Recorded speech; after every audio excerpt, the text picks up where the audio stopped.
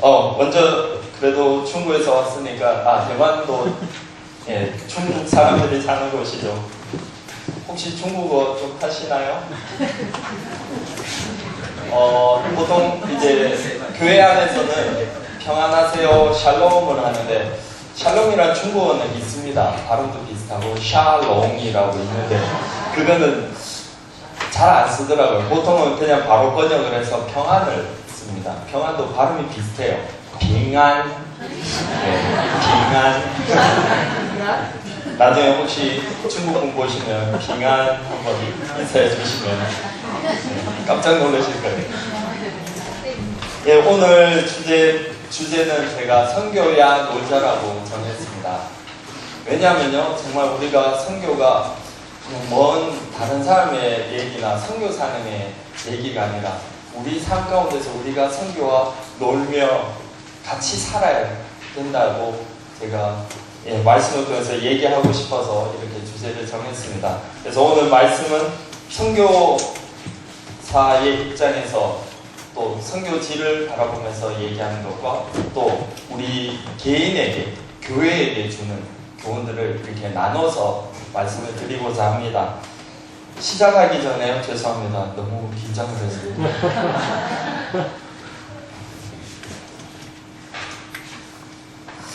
맞다. 녹화한다고 했는데. 먼저 문제를 하나 내겠습니다. 선교의 기초적인 문제입니다. 다음 중 선교지로 타당하지 않은 곳은 1번 캄보디아, 2번 우간다, 3번 중국, 4번 영국, 런던. 네, 4번 몇 분이 얘기하시고 또 있습니까?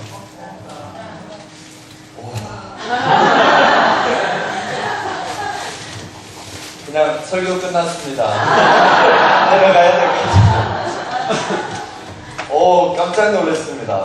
저는 4번으로 다 얘기하실 거로 일부러 함정을 팠다고 생각을 했는데 역시 살아있는 교회. 정말입니다. 정말 하나님께서 이렇게 축복하신 줄 몰랐습니다. 다시 한번 새롭게 알았습니다. 그러면 오늘 설교를 할 필요가 없나요?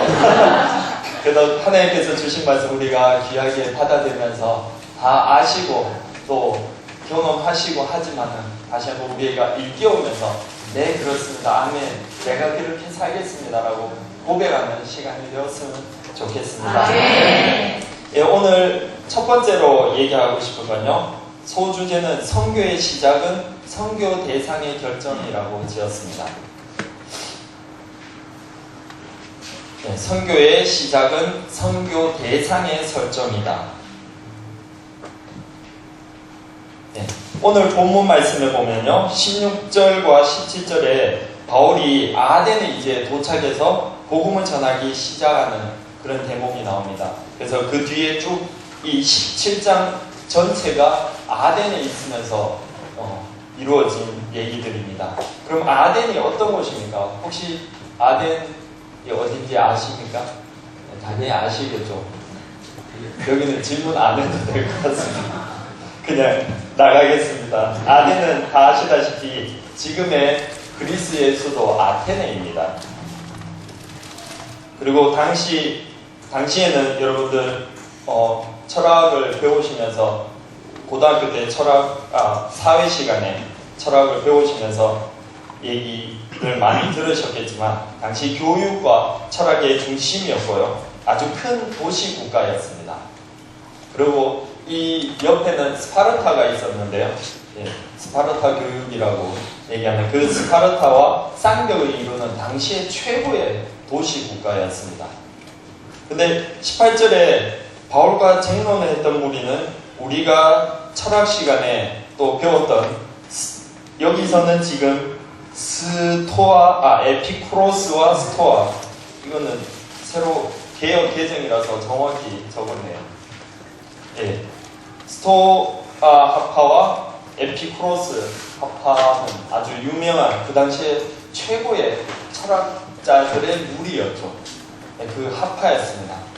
그리고 바울은 아덴이라 이 대형 도시 국가에서 단순히 농부나 아니면은 어부, 혹은 가난한 자, 혹은 안전뱅이 이런 사람들에게 전하는 것이 아니라 이 스토아파, 에피쿠로스파, 당대 최고, 전 세계 정말 철학의 중심이라고 하는 그 두 학파를 놓고 복음을 전하기 시작했습니다.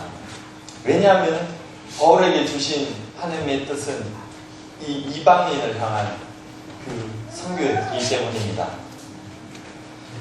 근데 이번에 저희가 나와서 참 안타까운 일들이 조금 있었습니다.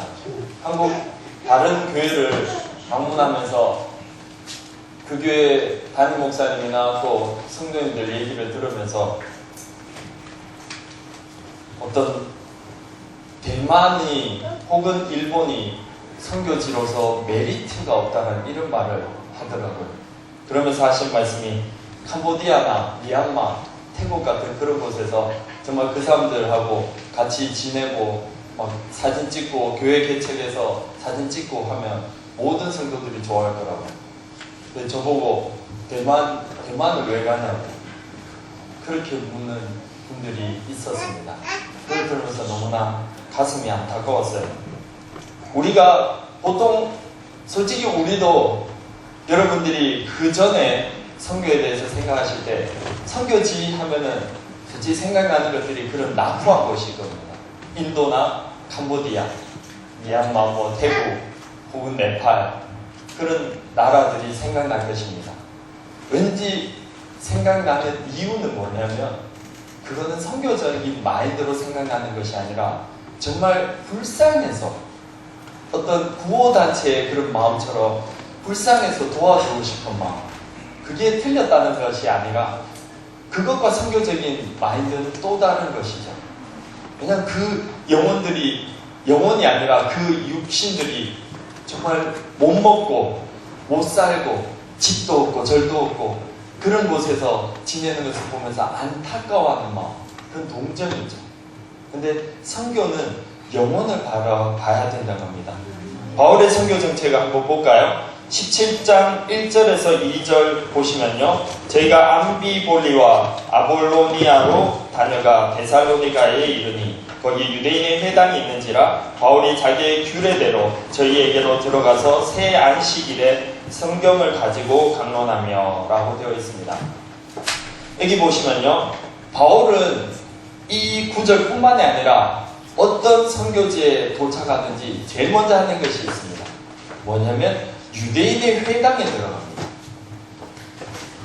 유대인의 회당에 들어가서 뭘 했나요? 성경을 가지고 강론하며, 한마디로 복음을 전하고 설교를 했다는 겁니다. 이건 단순한 설교가 아니라 복음을 전하는 선교적인 설교입니다. 그 당시에 다행히도요, 유대인의 회당에 그런 관대한 풍습이 있었습니다. 유대인의 회당이 지금의 교회처럼 목사님만 강대상에 올라와서 설교할 수 있는 그런 것이 아니라 그 당시에 목사라는 것도 없었죠. 근데 랍비라는 건 있었습니다. 근데 랍비 이외에도 다른 지역에서 온 어느 누구든지, 이 사람이 뭐 어느 지역 사람이든지 이 사람이 유대인이면 회당에서 설교를 할 수 있었습니다. 그나마 그것이 있었기 때문에 바울이 올라가서 얘기를 할 수 있었죠. 아니면 문전박대죠. 애초에 외부 사람인데 어떻게 여기 데살로니가에 있는 유대인의 회당에 들어갈 수 있겠습니까? 근데 들어가서 뭘 했나요? 복음을 전했습니다. 성경을 가지고 강론했다고 하는데요, 여기에서 성경을 얘기하는 것은 바울이 구약을 가지고 그 구약의 예언의 말씀이 지금 성취되었다, 이 메시아가 이미 오셨다, 예수 그리스도께서 우리의 메시아다라는 것을 그들에게 일깨워주기 위함입니다. 그때부터 지금까지 이스라엘 이 유대인들은 아직도 메시아를 기다리고 있습니다. 물론 지금 이스라엘에서 많은 부흥들이 일어납니다. 거기서 기독교 교회, 속칭 기독교 교회, 예수 그리스도를 믿는 교회들이 하나 둘씩 생겨나고 있는 것을 제가 영상을 통해서 보곤 했습니다. 하지만 이 당시에는 전혀 없었죠. 예수님이 메시아는커녕 정말 죄인이라고 그렇게 얘기할 정도로 데살로니가가 이스라엘에서 많이 떨어졌죠. 많이 바다까지 건너가야 됩니다. 근데 그 지역에서도 소문은 들었을 것입니다. 근데 그 사람들이 들은 것은 죄인 예수가 십자가에 못 박혀 죽었다더라. 그러니까 부활이나 예수 그리스도 메시아로 왔다는 걸 전혀 모르는 거죠. 그걸 깨우치게 하기 위해서 지금 바울이 들어가서 전도를 하는 겁니다. 선교를 하는 거죠. 간단히 말해서 세계 각지에 떨어져 있는 디아스포라 유대인들을 전도하는 것이, 선교하는 것이 바울의 첫 번째 그 선교의 사명이었습니다. 로마서 1장 5절에 보시면요, 그로 말미암아 우리가 은혜와 사도의 직분을 받아 그 이름을 위하여 모든 이방인 중에서 믿어 순종케 하나니. 이 바울의 또 다른 사역은요, 이방인입니다. 이건 우리가 다 잘 알고 계시죠. 아까는 디아스포라 유대인, 또 하나는 이방인을 선교하는 것입니다. 근데 이 이방인을 선교하는데요, 바울이 간 곳을 한번 여러분들이 1차, 2차 이렇게 한번 열거를 해보세요. 그 중에 정말 두드러지게 자주 나오는, 그리고 성경에도 있는 말씀이 에베소 교회, 빌립보, 데살로니가, 또 고린도, 로마입니다. 이 도시들의 공통점이 뭡니까? 이 지역의 공통점. 대형 도시 국가입니다. 시골이 아닙니다. 미얀마도 아니고요, 태국도 아닙니다. 바울이 간 곳은 정말 그 당시에 가장 군사적으로나 교통적으로, 상업적으로 가장 발달한 도시 국가만을 바울이 방문을 했습니다. 그래서 거기에서 전도를 했습니다. 전도한 대상도요, 빈민촌에 가서 전도한 것이 아니라 바울은 그들 지식분자들과 같이 쟁론하면서 복음이 이것이다라는 것을 전하는 것이 바울의 사명이었습니다. 예수님 마지막 명령을 한번 볼게요. 마태복음 28장 19절을 보시면요, 그러므로 너희는 가서 모든 족속으로 제자를 삼아 아버지와 아들과 성령의 이름으로 세례를 주고. 여기 보시면 모든 족속이라고 나옵니다. 근데 족속은요, 제가 원어를 다시 한번 찾아보니까요, 원어의 뜻을 그대로 한국말로 풀으면은 혈연관계, 문화와 전통 등으로 이루어진 사람들의 조직이라는 뜻입니다. 혈연관계, 문화와 전통 등으로 이루어진 사람들의 조직. 뭡니까? 두 글자로 하면 민족입니다. 나라가 아니고요, 민족이란 뜻입니다. 여기서 얘기하는 족속이란 말은 민족, 모든 민족에 가서 복음을 전하라고 하는 것이 예수님의 그런 복음 선교의 사명입니다. 예수님이 주신 선교적 사명입니다. 아멘 하시려면 조금 더 크게 해주셔도 됩니다. 중국에는요, 많은 소수민족들이 있습니다. 한족을 제외하고는요, 56개의 소수민족이 있습니다. 그 선교사님들이 들어가서 처음에는 초기의 선교사님들은 조선족을 많이 전도를 했습니다. 왜냐하면 말이 통하니까. 근데 계속해서 하나님이 마음을 또 한족에게 주시고, 또 더 나아가서 이 56개의 이 민족, 조선족을 빼면 55개죠. 55개 소수민족을 향한 그 마음을 주셔서 많은 선교사님들이 아예 한 민족을 붙들고 중국으로 합니다. 여러분들이 중국 선교사님이라고 하면 그냥 막연하게 그냥 중국 사람, 중국말 하는 사람들이라고 생각하시는데요. 55개 민족 중에 자기 글자가 없는 종족도 있습니다. 중국어를 못하는 종족이 있습니다. 이해가 가십니까? 중국 사람인데요, 중국어를 못합니다. 그래서 한 민족을 붙들고 거기에 들어가서 이 민족어를 배우고, 그래서 다시 복음을 전해야 되는 이런 힘든 수고를 지금 많은 선교사님들이 하고 있다는 것을 여러분들 기억해 주시고 기도해 주셨으면 좋겠습니다. 그렇게 민족을 붙잡는 것이 참된 예수님의 선교 사명입니다. 예수님이 주신 선교 사명입니다. 만약에 나라를 보면요, 방금 제가 열거한 캄보디아, 미얀마, 태국, 그것을 폄하하는 것은 절대 아닙니다. 거기도 꼭 필요합니다. 당연히 가서 선교해야죠. 근데 한 나라를 보면 결국 이런 오류를 범할 수 있습니다. 대만? 거기 10년 전만 해도 우리나라보다 잘 사는 나라잖아요. 대번 이런 얘기를 합니다. 그 나라에 얼마나 기독교 인구가 적나 그걸 묻는 것이 아니고요. 그냥 그 나라 너무 잘 살잖아. 거기 필요 있나? 그러니까 복음을 전하는 거하고 잘 사는 거하고 지금 헷갈리고 있습니다. 나라를 보니까 그렇습니다. 너무 잘 사니까요. 또 일본. 그래서 일본 선교사님들이요. 정말 이 선교 헌금을 모금하기가 가장 힘들다고 합니다. 많은 그 교회들이 인도 선교를 보면서 돈은 많이 들어가는데 결실이 너무 적으니까 그런 어떤 합리주의적인 실용주의적인 그런 잣대로 아예 돈 적게 들고 확 사람들이 많이 배출되는 캄보디아, 인도, 미얀마 이런 곳이 좋지 않느냐. 그래서 유행처럼 지금 바뀌어 나가는 것입니다. 근데 일본이 기독교 역사가 얼마나 됩니까? 거의 200년이 가까이 됩니다. 근데 그곳에 아직도 기독교 인구가 10%도 안 됩니다. 10%는 그러면요 2%, 3%입니다. 대만도 마찬가지입니다. 대만이 기독교 그 선교사님이 처음 온 것이 우리나라보다 20년이 빠릅니다. 우리나라 지금 기독교 인구를 20% 잡나요?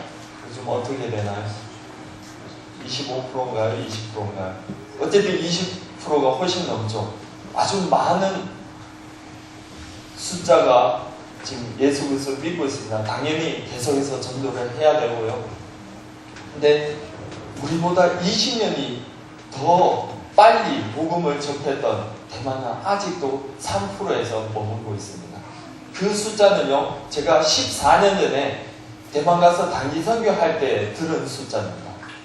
이번에 들어가도 똑같이 3%를 얘기합니다.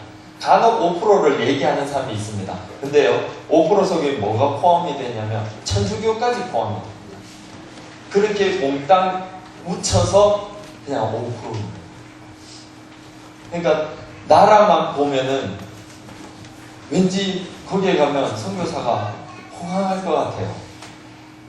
그냥 떵떵거리는 집에서 차 몰고 다니고 그렇게 편하게 사역을 할 것 같다라고 얘기를 합니다. 실제로 지난주도 들었고요. 물론 일본 선교사나 대만 선교사가 차가 필요하기도 합니다. 왜냐하면 교통이 먼 곳까지 가기에 똑같이 필요하죠. 캄보디아만 필요한 것이 아닙니다. 근데 이 대만과 일본의 차이점은 뭐냐면요, 영혼들이 메말라 있습니다. 정말 오늘 찬양처럼 정말 빈들의 마른 풀처럼 메말라 있는데 이 메말라 있는 이 영혼들을 깨울 수 있는 성령의 단계가 아직 부어지지 못하고 있습니다. 그들이 문을 닫고 있습니다. 그 가운데서 거기에서 영혼을 향해서 몇 년을 외치고 해도요, 그 열리지 않는 마음을 보면서 얼마나 마음적으로 힘들겠습니까? 저도 중국 선교를 예전에는 오랜 기간 동안 8년이나 했습니다. 중국 선교하면요, 그냥 으쌰으쌰 하면 다 모입니다. 말씀을 선포하면 그냥 아멘 합니다. 근데요, 그건 다 표면적입니다. 돌아가서는요, 그냥 제 갈 길 갑니다.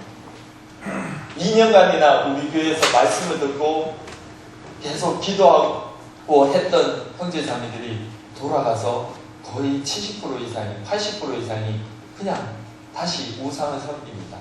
아니면 자기를 섬깁니다.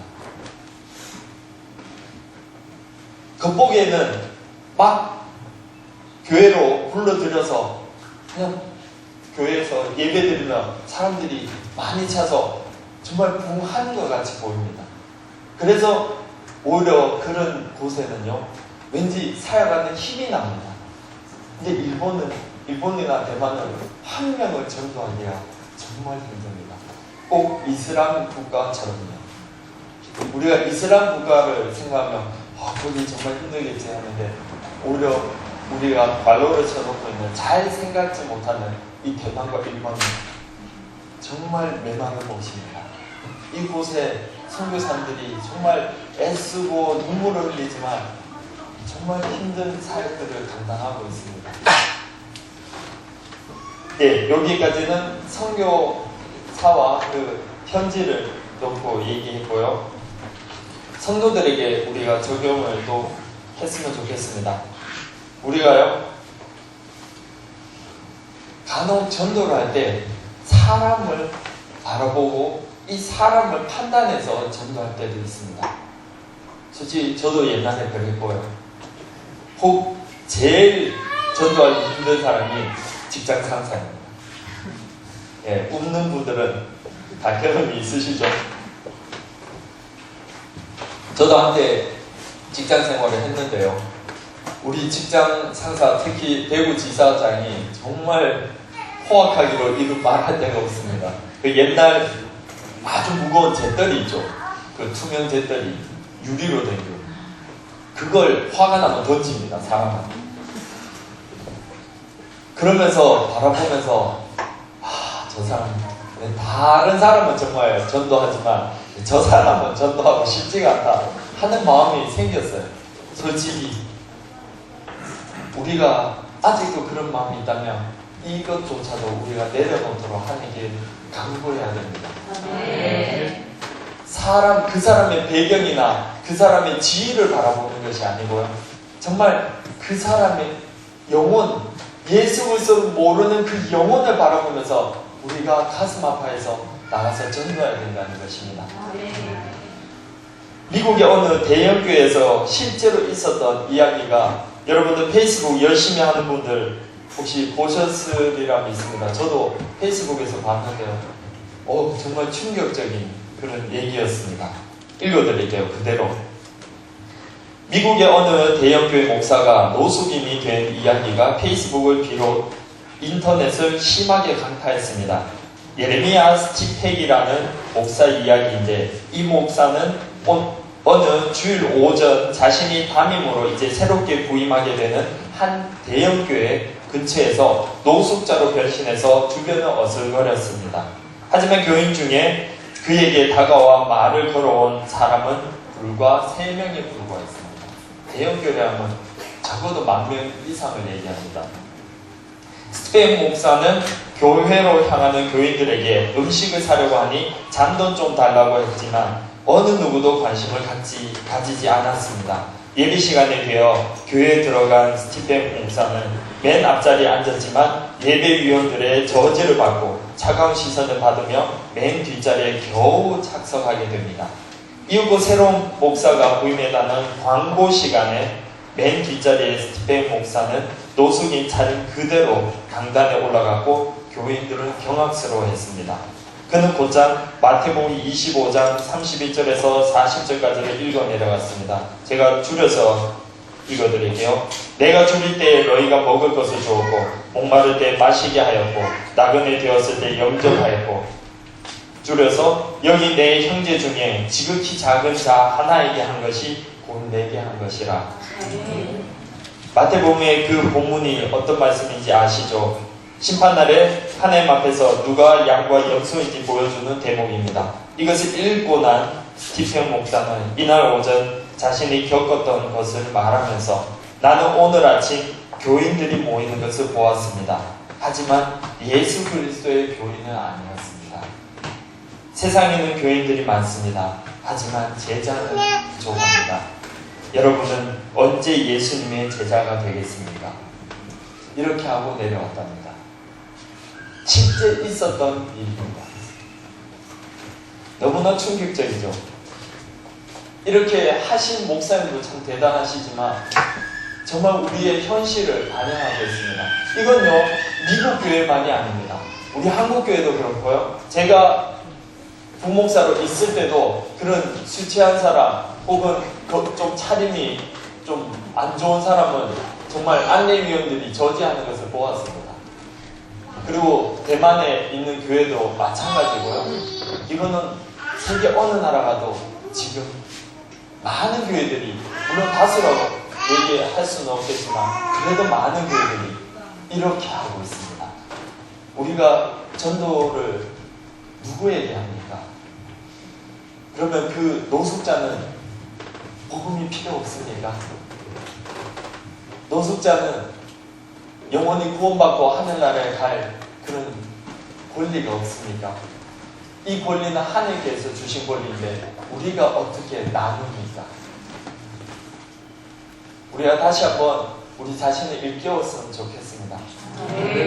사람을 바라볼 때 그 사람의 지위나 그 사람의 형편을 바라보는 것이 아니라 정말 낮고 천한 자부터 부한 자까지, 정치인까지 우리가 나아가 전도를 해야 되는 것이 우리의 사명입니다. 두 번째는요, 두 번째 소호 제목은 선교의 유지는 영혼을 향한 애통함과 고통이다. 선교의 유지는 영혼을 향한 애통함과 고통이다 라고 정했습니다. 여기 보시면요, 16절에 바울이 아덴에서 그들을 기다리다가 그 성에 우상이 가득한 것을 보고 마음에 격분하여, 근데 격분하여가 그냥 한글 성경으로 보면 막 물론 분이 의분이지만 분을 낸 것처럼 느껴지는데요. 근데 원어의 뜻을 그대로 반영한 이 영어 버전들이요, 똑같이 신기하게도 보통 버전들이 다르면 단어를 다르게 씁니다. 근데 NIV, NRSV, NASB를 제가 뒤져보니까요, 똑같이 distress라는 단어를 사용합니다. 제가 영어를 잘 못해서 영영사전을 찾아봤는데요, 이 뜻이 psychological suffering이라고 되어 있습니다. 정신적인 고통. 그대로 해석을 하자면요, psychological suffering. 바울이 그 아덴에 가서, 물론 지금 아덴에 가게 된 동기가요, 쫓겨서 갔습니다. 거기를 딱 정해서 간 것은 아닙니다. 아덴은 정말 누군가에게 이 죽음의 쫓김이 있었기 때문에 급하게 지금 간 것이 아덴에 먼저 갔습니다. 그리고 그들을 기다린다는 것이 14절에 보시면 신라와 디모데라고 표현이 되어 있습니다. 근데요, 쫓겨갔는데요, 정말 정신없이 자기도 지금 숨을 곳을 찾아야 되는데 이 우상이 많은 이 아덴을 보면서, 여러분들 아시죠? 아테네 얼마나 많은 그 우상이 있습니까? 뭐 제우스 신, 헬라 신, 무슨 신 많죠. 포세이돈 신, 그런 신들을 믿고 있는 것을 보면서 정말 마음에 고통이 느껴질 정도로 안타까워했다는 것입니다. 이 정신적 고통이라는 것은요, 어떤 정말 머리가 아프고 그런 것이 아니라 정말 그 사람들을 보면서 정말 저 사람들에게 복음을 전하게 되겠다, 저 사람들 정말 주님이 필요하구나 하는 안타까움이 마음 가운데서 용솟음 쳐서 그것이 너무 아파하는, 정말 우리가 어떨 때 처음에 사랑을 할 때 우리가 정말 어떨 때는 아프잖아요. 때로 그래서 사랑이 아픔이라고 하죠.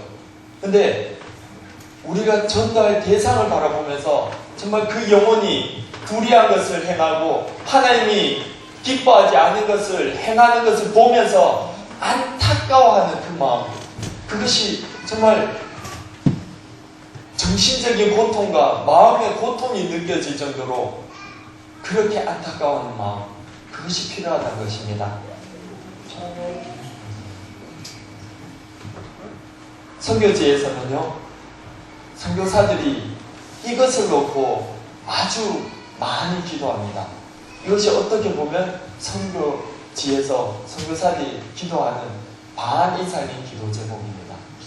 그 영혼들을 위해서 기도하기 이전에 내가 먼저 그 영혼을 향한 애통하는 마음, 그 안타까워하는 마음이 없으면 정말 여기 있는 의미가 없고요, 내가 얘기하는 이 말 한마디가 아무런 영향력이 없이 그냥 울리는 꽹과리처럼 사라질 수가 있다는 것입니다. 부조하지만 저의 얘기를 하자면, 제가 대만에 그 전에 4년간 있었고요, 이번에 2년간 들어가서 있었습니다. 제가 떠나기 전에, 저번에 이사하기 전에 한번 찾아뵈었었죠. 그러고 2년간, 정말 1년 동안은 혼자 불 하면서 정말 성령의 불이 이곳에 임하게 해달라고 영혼을 바라보면서, 저렇게 믿는 신자도 제대로 믿는, 정말 아까 보셨던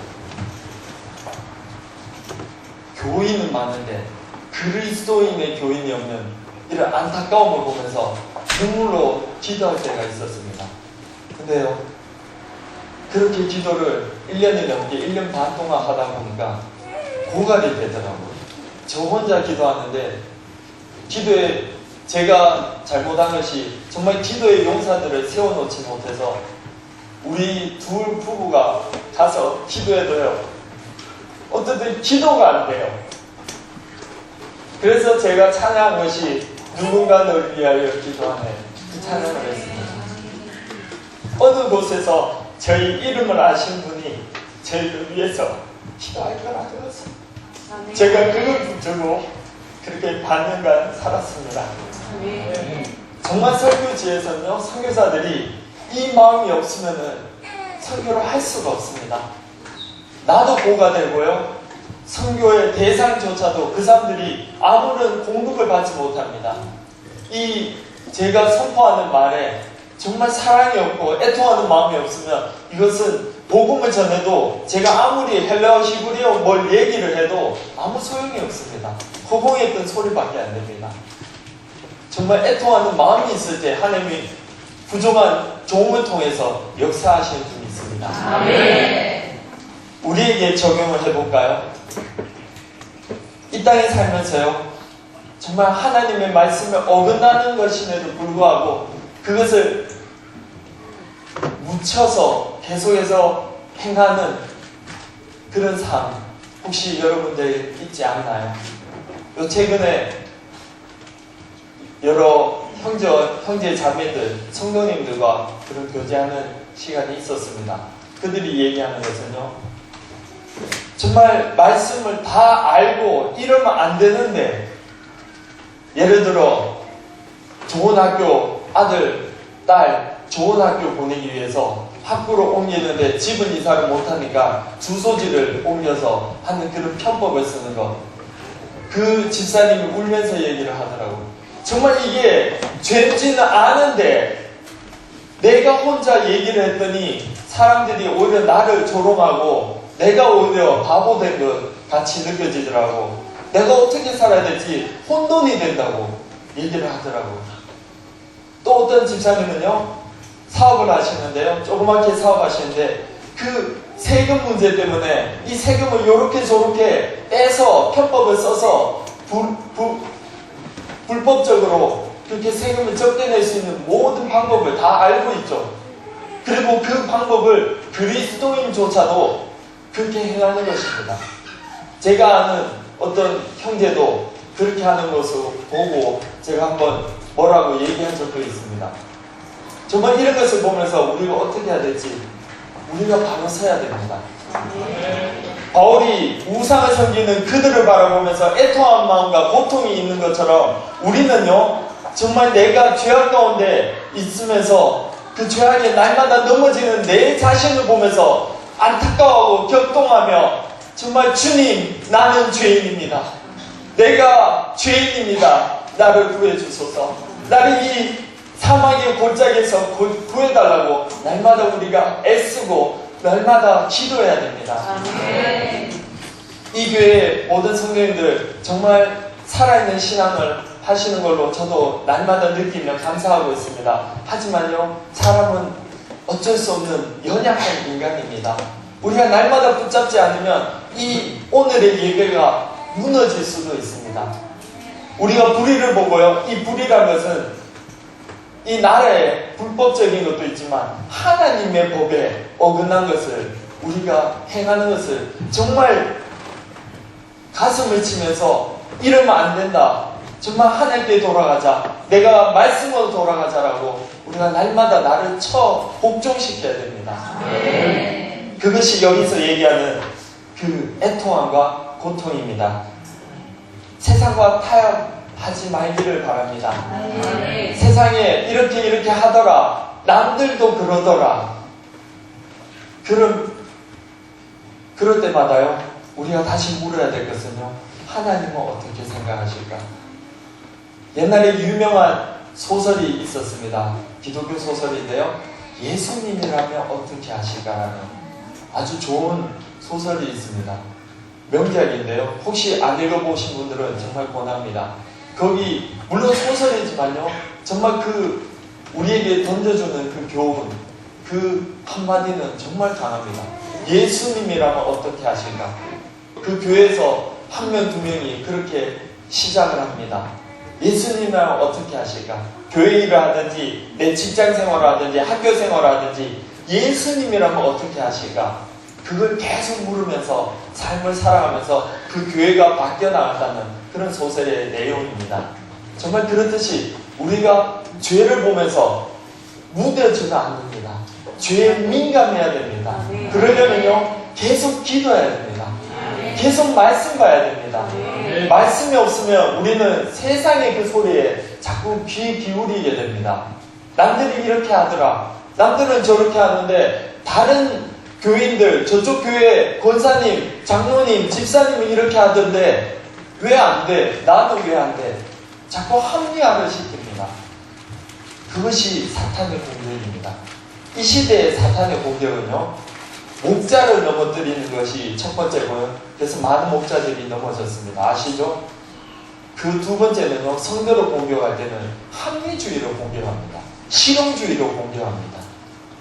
이게 합리적이지 않아, 남들도 그래, 이게 나에게 도움이 돼, 실용주의. 그걸 계속해서 유혹합니다. 우리가 그것을 깨뜨려야 된다는 것이죠. 세 번째는요, 선교의 열매는 사람의 숫자가 아니라 제자의 숫자입니다. 21절에 보시면요, 모든 아덴 사람과 거기서 나그네 된 외국인들이 가장 새로 되는 것을 말하고 듣는 이외에 달리 시간을 쓰지 않음이더라 라고 되어 있습니다. 여기 가장 새로 되는 것, 그래서 이 아덴 사람이요, 특별히 막 20절에도 네가 어떤 이상한 것을 우리 귀에 들려주니 그 무슨 뜻인지 알고자 하노라. 이게 어디서 나왔냐면요, 특별히 스토아 학파입니다. 스토아 학파의 그 속에 그들이 추구하는 내용은요, 범신론입니다. 범신론이라는 뜻은요, 모든 곳에 신이 있다라고, 그리고 결국 다신론과 연결이 되죠. 모든 것에 신이 있는 것입니다. 의자에도 신이 있고요, 강대상에도 신이 있고요. 근데 참 우습죠. 근데 대만은요, 손오공 저팔계 신도 있습니다. 근데 그들이 그것을 믿고 그 앞에서 두려워 떨면서 기도합니다. 이게 선교 현장입니다. 우리가 푸후하면서 웃음으로 넘기는 것이 선교 현장에는 웃음이 될 수가 없습니다. 실제로 그렇게 넘어지고 있습니다. 여기 스토아파도요, 날마다 그 범신론, 모든 신들을 계속 찾아다닙니다. 새로운 교리를 찾아다닙니다. 그래서 바울에게 묻죠. 네가 지금 하는 말이 뭐냐? 나에게 의미를 가르쳐달라. 뭔가 새로운 게 있는데 나는 처음 듣는 얘기인데 이거 한번 내가 배우고 싶다. 배워서 남들에게 자랑하고 싶다. 솔직히 철학자들은 거의 다 그런 것 때문에 철학을 하는 거죠. 근데 여기에서 왠지 보면은 이 사람들이 복음에 조금 관심이 있구나라고 생각되지만 그것이 아니라 자기를 위해서 찾는 것입니다.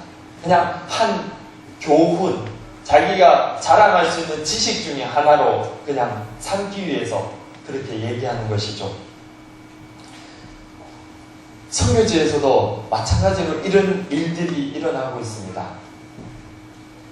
물론 다를 저는 얘기하는 것이 아닙니다. 절대로 선교지를 폄하하거나 비평하는 것이 아닙니다. 일부 어떤 선교지는요, 그냥 성과를 내기 위해서 교회를 지어놓고 심지어 현지인을 사서 오늘 예배에 참석해라, 이렇게 올 때마다 돈을 줍니다. 그렇게 해서 교인 수를 늘려가고 그것을 사진 찍어서 파송교회에 보내는 그런 일도 있습니다. 물론 이거는 절대 다수는 아닙니다. 소수입니다. 극소수입니다. 하지만 그런 일들도 있습니다. 우리가 자꾸 선교사를 파송하고요, 뭔가 결과를 자꾸 요구합니다. 교회들이. 교회 개척 언제 해? 교회 수는 몇 명이야? 늘 오면 묻는 것이 그겁니다. 근데 아까 우리가 들었던 것처럼 그 마펙 목사님의 그 얘기처럼 교인은 많은데 참된 그리스도 제자가 없다라고 했습니다. 정말 선교지에서 한 명의 제자를, 정말 제대로 된 예수 그리스도의 제자를 키우면요, 이 한 명이 100명, 1000명을 전도할 수 있습니다. 아멘. 아멘. 제가 섬기던 그 성서 지역에 중국인 교회가 있었습니다. 정말 중국인밖에 안 오고 우리 한국인들 스태프들밖에 없었습니다. 거기에 많은 사람들이 지나갔습니다. 하지만요, 남은 것은 3명입니다. 근데 정말 감사한 것은 그 3명이 남았다는 것 때문에 저는 감사합니다. 제가 8년간 사역을 해서 3명이 남았습니다. 물론 제가 한 것이 아닙니다. 하나님이 하셨습니다. 그 3명 중에요, 한 분은 지금 총신을 다니면서 대도교회 전도사로 섬기고 계십니다.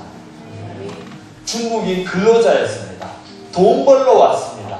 근데 돈에 그렇게 눈을 부르트고 우리 한국인보다 더 돈을 밝히는 그 중국인인데요, 복음을 제대로 접하고 예수 그리스도의 제자가 되었을 때 다 내려놓고 신학교에 가서 그렇게 나중에 나는 중국으로 돌아가서 선교사로서의 사명을 감당하겠다라고 결심해서 그렇게 갔습니다. 우리 한국인보다 더 힘듭니다. 이것은 중국에서는 정말 힘든 일입니다. 그리고요, 또한 지체는요, 상해 형제인데 그래도 상해에서 일본어 학과 전문대를 나와서 여기 와서 계명대에서 제대로 4년제에서 공부하고 싶어서 대학원까지 가고 싶어서 왔습니다. 근데 처음에 왔는데요, 그 1년 있는 가운데 예수님을 만났습니다. 1년 지나고서 그 어학연수 1년 지나고 나서 바로 신학교로 갔습니다. 그러고 나서 지금도 대신대에서 공부를 하면서 아메교에서 귀한 사역자로 지금 섬기고 있습니다. 그리고 또 한 형제는 지금 상해로 이번에 돌아갔다고 합니다. 제가 만나고 싶었는데 이번에 와서 보니까 요 연초에 돌아갔습니다. 돌아가서요, 계속해서 그 지역에 있는 교회를 섬기면서 정말 비록 진짜 선교사로서의 그런 완전한 선교사는 아니지만 직장인 선교사로 그렇게 섬기는 것을 봅니다. 이 한 명의 제자가 필요합니다.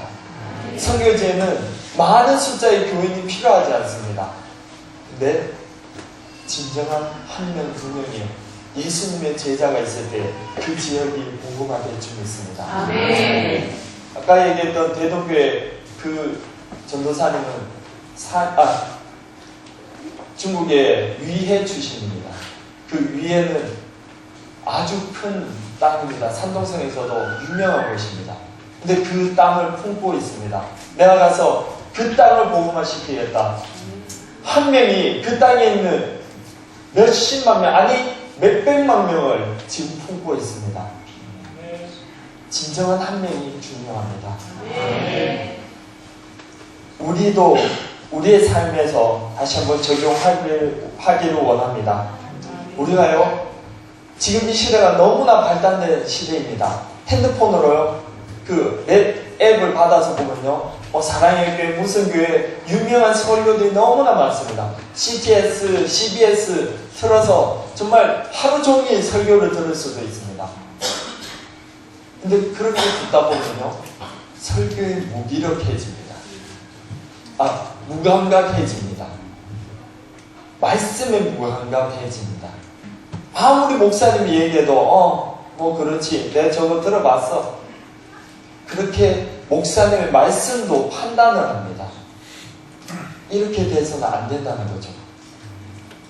정말 여기에서 스토아 아빠처럼 그냥 새로운 지식, 성경 지식을 붙잡는 것이 아니라 한 말씀, 정말 강대상에서 선포하는 어떤 말씀이든지 그 말씀이 나에게 주신 말씀으로 아멘으로 받아들이면서 정말 일주일을 살면서 묵상하는 그것이 참된 제자로서의 삶입니다. 아멘. 그런 삶을 여러분들 모두가 사시기를 축원합니다. 아멘. 마지막은요, 네 번째는 복음을 부끄러워하지 않는 담대함이 진정한 선교입니다. 아멘. 22절에 바울이 아레오바고라고 하는 그런 큰 광장에서요, 가운데 서서입니다. 말하되 아덴 사람들아 너희를 보니 범사에 종교심이 많도다. 이것은 엄청난 일입니다. 아레오바고가요, 한마디로 얘기하자면 국회의사당입니다. 그 중간에 서서요 외칩니다. 너희 국회의원들 정말 잘못 살고 있습니다. 이렇게 얘기하는 거나 마찬가지입니다. 여기에는 더 많은 군중이 있습니다. 국회의원 다 모아봐야 몇 명 안 되죠. 근데 여기 아레오바고에는 1000명이 모여있을지 2000명이 모여있을지 저도 모릅니다. 그 당시에는 이 아레오바고가 뭘 하는 곳이냐면요, 거기에서 어떤 종교나 도덕적인 그런 집회를 하고 강론을 하는 곳입니다. 그리고요, 재판도 거기에서 합니다. 공개적으로 재판을 할 때 그 모든 군중 앞에서 재판하는 곳입니다. 그 재판은 그곳에서 지금 바울이 하나님의 말씀으로 그들을 깨우고 있습니다. 그것은 바울의 힘이 아닙니다. 하나님께서 주신 말씀의 힘이 아니면은 그렇게 담대함이 생길 수가 없습니다. 그리고요, 바울은 그 말씀이 살아 운동력이 있는 것을 믿었습니다. 그래서 담대히 나아갔습니다. 죽음을 각오하고요. 거기에서 그렇게 얘기하면 잘못하면은 현장에서, 거기가 재판하는 곳이니까 현장에서 붙잡혀서 현장에서 재판하고 현장에서 사형 집행합니다. 그게 그곳입니다. 근데 그 사람들한테 뭐라고 얘기합니까? 너희들이 범사에 종교심이 많도다. 이걸 다른 말로 하면요, 너희 이 우상을 섬기는 잘못된 신앙을 가진 사람들아라는 그런 외침입니다. 그것을 여기서 바울이 외치고 있습니다. 저희 선교지에서는요, 대만뿐만 아니라 선교지에서 어떨 때는요, 선교지의 그 상황에 타협해서 거기에 맞춰서 나도 모르게 하고 있을 때가 있습니다. 대만을 예를 들겠습니다. 대만이나 일본은요, 정말 내성적입니다. 그리고 개인주의입니다. 내 개인의 그 권리를 침해당하면서 아주 싫어합니다. 근데 그 사람들한테 길거리에서 이렇게 전도하고 붙잡는 것은요, 아주 무리한 것입니다. 그것을 계속해서 알게 되고, 다른 교회들도, 주위의 집사들도 그렇게 전도하면 안 됩니다. 계속 만류하는 그 만류를 뿌리치지 못해서 이 부족한 정도 거기에서 알게 모르게 그렇게 그 문화에 휩쓸려 가고 있었습니다. 하나님께 회개합니다. 정말 복음을 들고 담대히 나아가야 되는데 선교사가 때로는 그 상황을 보고 그 사람들을 보고 그 문화에 휩쓸려서 담대히 복음을 전하지 못할 때가 있습니다. 정말 그럴 때 여러분들의 기도가 필요합니다. 연약해질 때마다 영적인 싸움에서 이길 수 있도록 여러분들이 기도해 주시기 바랍니다.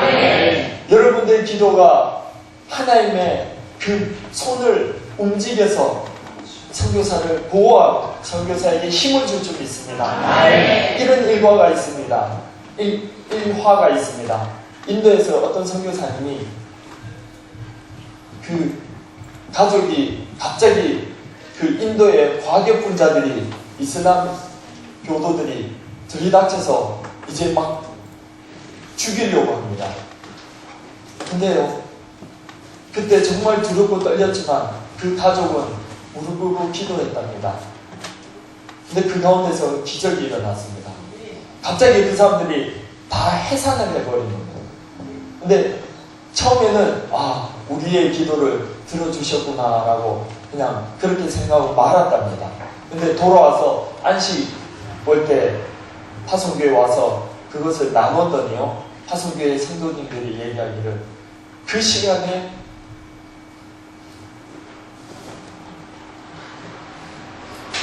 죄송합니다. 그 시간에 성도님들도 기도회, 때마침 기도회 시간이라서 그 선교사님을 놓고 계속 기도했답니다. 선교사님을 힘주세요. 선교사님 거기에서 승리하게 해주세요라고 기도했을 때 그 이슬람교도 과격분자들이 물러가는 역사가 일어났습니다. 아멘. 여러분들의 기도가 선교사님의 사역을 돕습니다. 아멘. 여기서 또 우리에게 적용하기를 원합니다. 우리가 직장에 있을 때나 혹은 사회에 있을 때나 혹은 집에서 그 가정에서 또 혹은 이웃들과의 사이에서 학교에서 모든 상황 가운데서 내가 복음을 부끄러워하진 않습니까?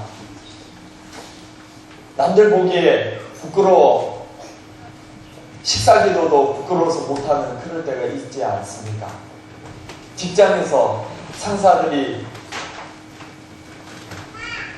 주일날 나와서 일해라고 했을 때 담대히 내가 주일에 하나님을 예배하러 가야 됩니다라고 얘기하지 못하고 거기에 그냥 무서워서 수능해서 그냥 주일날 직장을 가진 않습니까?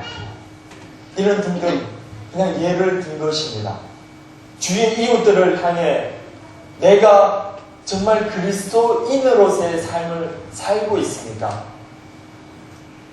믿지 않는 내 가족들에게 복음이 선포되어집니까? 내 입에서, 내 삶에서 우리가 다시 한번 돌아보기를 원합니다. 우리는 복음이 사라져야 됩니다. 복음은 이 시간에 듣는 것이 아니고요, 듣고 나서는 그것이 사라져야 됩니다. 그것이 살아있는 복음입니다. 우리는 너무나 많은 복음들을 듣습니다. 설교들을 듣습니다. 말씀을 듣습니다. 하지만 그것들이 사라지기 위해서는요, 정말 눈물의 노력이 필요합니다. 그리고 기도가 필요합니다. 주님, 내가 살기를 원합니다. 내가 이 복음 듣고 나서 내가 저 문을 나서면서 내가 복음의 정말 전도자로서의 사명을 감당하겠노라고 그렇게 날마다 고백하며 나아가야 됩니다. 정말 제가 감동받았던 건요, 처음에 예배를 시작할 때 선서를 하는 것을 그 읽으면서 처음에 저 뒤에서 혼자 읽지도 못하고 중국어로 그때 통역을 했어야 되는데 통역도 못하고 혼자 울었습니다. 정말 여기에서 말씀하신 것처럼 신자가 제자가 되고 제자가 그리스도의 용사가 되어야 됩니다. 우리가 나가서 싸우지 않으면요, 우리는 그냥 공자의 그 교훈만을 받는 그냥 그 청강을 하는 제자 중에 한 사람처럼 예수님의 말씀을 듣고 아 그렇구나 그냥 새로운 지식으로 그냥 받아들이는 그런 사람이 되고 맙니다. 그건 스토아파와 뭐가 다릅니까? 여러분들, 우리가 또 예배 가운데 신앙 고백을 합니다. 전능하사 천지를 만드신 하나님을 믿습니다 라고 우리가 고백합니다. 날마다 우리에게 각자에게 묻기를 원합니다. 내가 전능하신 하나님을 믿고 있나? 전능하신 하나님은, 이 말은 아무것도 못할 일 전혀 없는데 내 앞에 놓인 자금의 문제, 내 앞에 놓인 학업의 문제, 내 앞에 놓인 아이의 문제, 남편의 문제, 아내의 문제, 모든 그런 문제들을 보면서 내가 쓰러지지 않습니까? 왜 쓰러집니까? 하나님이 전능하신 분인데 우리가 믿는 신앙은 이거고 우리의 삶은 다릅니까? 우리가 다시 한번 점검하기를 원합니다. 우리가 고백하는 그 고백처럼 우리가 믿기를 원합니다. 물론 그렇게 살기가 쉽지 않습니다. 100% 그렇게 살 수 있는 사람은 아무도 없습니다. 하지만 하나님 보시는 건 우리의 마음입니다. 그렇게 노력하고 애쓰고 울부짖고 그런 고통 가운데 하나님 앞에 나아가는 것이 하나님이 기뻐하시는 것인 줄 믿습니다. 마지막으로 대만 지역을 소개하면서 이것을 설교를 마치고자 합니다. 대만은요, 면적이 남한의 반입니다. 그리고요, 인구는 2340만 명 정도 됩니다. 어떻게 보면 작은 나라입니다. 근데 아까 설교 처음에도 말씀을 드렸던 것처럼 이 나라에 복음이 들어간 것은 150년 전입니다. 근데 지금 기독교인은 3%입니다. 근데 그 3%도요, 들어가서 보면요, 참된 제자가 너무나 없습니다. 너무나 적습니다. 찾고 찾았는데요, 없습니다. 참된 주님의 제자가 없고 모두 다 청강생입니다. 와서요, 말씀을 듣고 심지어 목사가 설교하고 내려가면요, 뭐 잘못 얘기했네, 이거 잘못 얘기했어요 목사님, 다시 시정하세요 라고 얘기합니다. 이것이 지금 대만의 현실입니다. 그런 잘못된 신앙이 뿌리박고 있기 때문에, 제자가 되지 못하는 그런 신앙이기 때문에 아직 3%입니다. 정말 그렇지만 저는 믿습니다. 성령의 부흥의 그 불길이 대만을 태울 줄 믿습니다. 그것은요, 선교사의 한 명의 선교사가 하는 것이 아니라 우리 모두가 해야 됩니다. 우리 성도님들을 위해서, 선교사님을 위해서 또 그 땅을 위하여 꼭 기도해 주시기를 바랍니다. 그래서 정말 이 대만 땅이 주님께 돌아오는 땅, 주님의 쓰임을 받는 땅이 되게 해달라고 기도하시기를 바랍니다. 그렇게 150년 동안 잠자고 대만이 깨어나기를 기도하시기를 바랍니다. 정말 대만은요, 아련을 너무나 닮은 나라입니다. 거기에는요, 16절에 우상이 만연한다라고 얘기했습니다. 그렇습니다. 대만 땅은요, 우상이 100가지가 넘습니다. 다 열거를 못할 정도입니다. A4지로 한번 써봤는데요, 다 못 썼어요. 저팔계도 믿고요, 손오공도 믿고요, 관우 장비도 믿습니다. 우리가 보기에는 웃긴데요, 그들은 웃기지가 않습니다. 이 우상 때문에 두려워서 우상을 믿습니다. 정말 위해서 기도를 해주시기는요, 지금 이 8월 한 달이 거기에서는 귀신의 문이 열리는 한 달입니다. 이거는 어떤 일본 만화에서나 나올 법한 그런 얘기입니다. 귀신의 문이 열려서 귀신들이 나와서 사람들을 괴롭히고 어떤 술법사가 나와서 그 귀신을 잡는다. 그런 내용의 만화들이 꽤 많습니다. 근데 이건요, 만화 얘기가 아닙니다. 그렇게 지식분자이며 그렇게 배운 것들이 많은 사람들임에도 불구하고 그들은 이걸 믿습니다. 두려워 떨면서 믿습니다. 이 귀신의 문이 열릴 때는요, 정말 숨도 제대로 못 쉬고 계속해서 그 대형 빌딩 102층 그 세계에서 두 번째 가는 그 빌딩 앞에서 향을 피우고 절을 합니다. 이것이 대만의 현실입니다. 대만은요, 똑같이 스토아파, 에피크로스 학파처럼 거기에도 지식분자가 너무나 많습니다.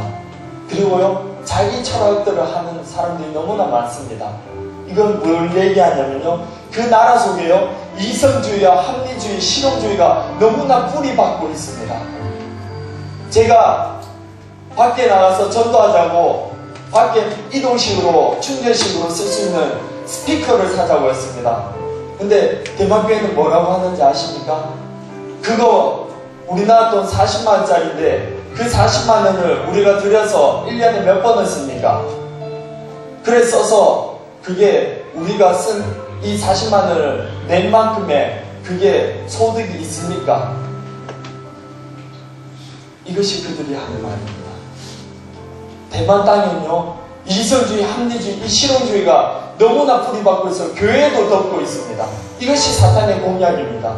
그들 속에 정말 복음으로, 말씀으로, 정말 말씀이 살아 운동력이 있어 날성검처럼 깨뜨려야 되는데 정말 그들에게 복음이 전해지지 않은 가운데 깨뜨려지지 않고 있습니다. 그 땅의 목사님들은요, 기복신학적으로 축복만 강요합니다. 함부로 여기 강대상에 서서 명령식으로 얘기를 못합니다. 여러분들 이렇게 해주세요. 여러분들 그렇게 하면 안 됩니다 라고 선포를 못합니다. 그것이 이성주의, 합리주의, 실용주의이기 때문입니다. 그리고 개인주의까지. 이것이 대만 땅입니다. 그리고 이것은 일본 땅과 거의 흡사합니다. 여러분들 대만을 생각하실 때 이것들을 위해서 기도해 주시기 바랍니다. 특별히 이 8월 한 달요, 지금 물론 얼마 남지 않았지만 그들의 여우는 1년이 갑니다. 귀신에 대해서 두려워합니다. 귀신은 오래 두려워하고 하나님은 두려워하지 않습니다. 이런 대만 땅이 다시 그 모든 우상을 패하고 하나님께 돌아올 수 있도록 여러분들 다 합심하여 기도해 주시기 바랍니다.